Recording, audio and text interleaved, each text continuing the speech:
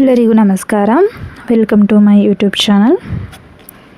ಎಲ್ಲರೂ ಆರೋಗ್ಯವಾಗಿದ್ದೀರಾ ಅಂತ ಭಾವಿಸ್ತಾ ಇದ್ದೀನಿ. ಇಲ್ಲಿ ನಾನು ಬಾರ್ಲಿಯನ್ನು ಒಣಬಟ್ಟೆಯಲ್ಲಿ ಒರೆಸ್ಕೊಂಡು ಒಂದು 200 ಗ್ರಾಮ್ಸ್ ಅಷ್ಟು ಬಾರ್ಲಿಯನ್ನು ತೆಗೆದುಕೊಂಡಿದ್ದೇನೆ. ಇದನ್ನು ನಾನು ಡ್ರೈ ರೋಸ್ಟ್ ಮಾಡ್ತಾ ಇದ್ದೀನಿ. ಸೊ ಇವತ್ತು ನಾನು ಬಾರ್ಲಿಯನ್ನು ಡ್ರೈ ರೋಸ್ಟ್ ಮಾಡಿ ಪುಡಿ ಮಾಡಿ ಅದರ ಗಂಜಿ ಮಾಡ್ಕೊಳ್ತಾ ಇದ್ದೀನಿ, ಅಥವಾ ಬಾರ್ಲಿ ವಾಟರ್ ಅಂತ ಏನು ಹೇಳ್ತೀವಿ ಅದನ್ನು ಮಾಡ್ಕೊಳ್ತಾ ಇದ್ದೀನಿ. ಸೊ ದೇಹದ ಉಷ್ಣತೆಯನ್ನು ಕಡಿಮೆ ಮಾಡ್ಕೊಳ್ಳೋದಕ್ಕೆ ಒಂದು ಉತ್ತಮ ರೆಮಿಡಿ ಅಂತ ಹೇಳ್ಬೋದು. ಸೊ ಬಾರ್ಲಿಯನ್ನು ನಾವು ಆಯುರ್ವೇದದಲ್ಲಿ ಯವ ಅಂತ ಹೇಳಿ ಕರಿತೇವೆ. ಯದ ಒಂದು ಗುಣ ಪ್ರಾಪರ್ಟಿಗಳೇನಿದೆ ಅಂತಂದರೆ ಕಷಾಯ ರಸ ಇರುತ್ತೆ, ಲಘು ಗುಣ ಇರುತ್ತೆ, ಶೀತವೀರ್ಯ, ರೂಕ್ಷ ಗುಣ ಇರುತ್ತೆ.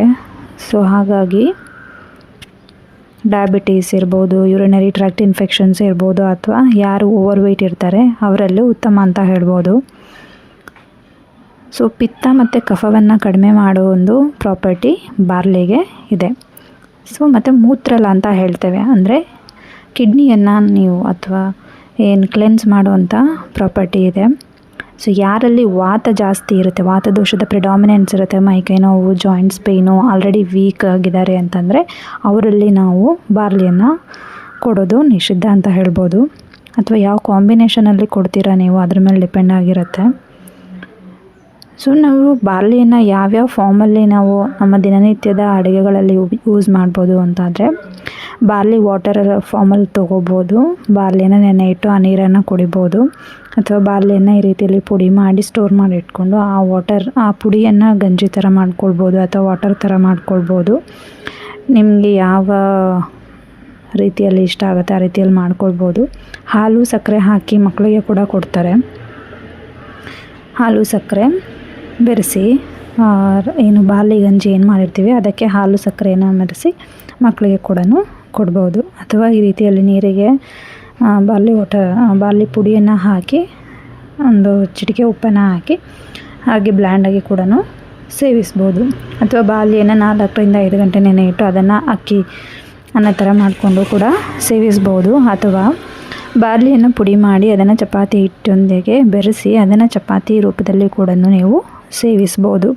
ಸೊ ಚಪಾತಿ ಸುಮಾರು ಜನಕ್ಕೆ ಅಡ್ಜಸ್ಟ್ ಆಗ್ತಿರೋದಿಲ್ಲ, ಸಮ್ಮರ್ ಬೇರೆ ಸ್ಟಾರ್ಟ್ ಆಗ್ತಾಯಿದೆ. ಸೊ ಇಂಥ ಸಮಯದಲ್ಲಿ ಈ ರೀತಿಯಲ್ಲಿ ಮಿಕ್ಸ್ ಮಾಡಿಕೊಂಡು ಚಪಾತಿ ಮಾಡ್ಕೊಳ್ಳೋದ್ರಿಂದ ನಿಮ್ಗೆ ಅಷ್ಟೊಂದು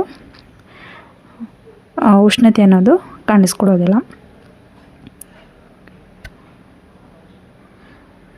ಸೊ ಸಮ್ಮರ್ ಸ್ಟಾರ್ಟ್ ಆಗ್ತಿರೋದ್ರಿಂದ ದೇಹದ ಉಷ್ಣತೆ ಕಡಿಮೆ ಮಾಡ್ಕೊಳ್ಳೋದಕ್ಕೆ ಇದು ಒಂದು ಉತ್ತಮ ಉಪಾಯ ಅಂತ ಹೇಳ್ಬೋದು.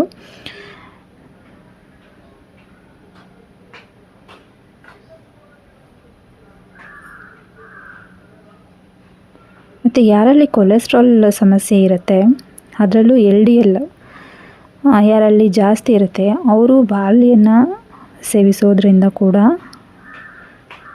ಅವರಿಗೆ ಕೊಲೆಸ್ಟ್ರಾಲ್ ಸ್ಪೆಷಲಿ LDL ಕಡಿಮೆ ಮಾಡ್ಕೊಳ್ಳೋಕ್ಕೆ ಒಂದು ಉತ್ತಮ ಅಂತ ಹೇಳ್ಬೋದು. ಸೊ ಈ ರೀತಿಯಲ್ಲಿ ರೆಡಿಯಾಗಿದೆ. ಇದನ್ನು ನಾನು ಟೇಸ್ಟ್ ಮಾಡ್ತೀನಿ ಈಗ. ಸೊ ತುಂಬ ಬ್ಲ್ಯಾಂಡಾಗಿರುತ್ತೆ, ಯಾವುದೇ ರೀತಿ ಟೇಸ್ಟ್ ಇರಲ್ಲ, ಯಾಕಂದರೆ ಒಂದು ಚಿಟಿಕೆ ಉಪ್ಪು ಹಾಕಿದ್ದೀನಿ ಅಷ್ಟೇ. ಸೊ ಈ ರೀತಿಯಲ್ಲಿ ಹೆಲ್ತ್ ರಿಲೇಟೆಡ್ ಕಂಟೆಂಟ್ಸ್ ಮತ್ತು ರೆಸಿಪಿಗಳಿಗಾಗಿ ನನ್ನ ಚಾನಲ್ ಸಬ್ಸ್ಕ್ರೈಬ್ ಮಾಡೋದನ್ನು ಮರಿಬೇಡಿ. Thank you.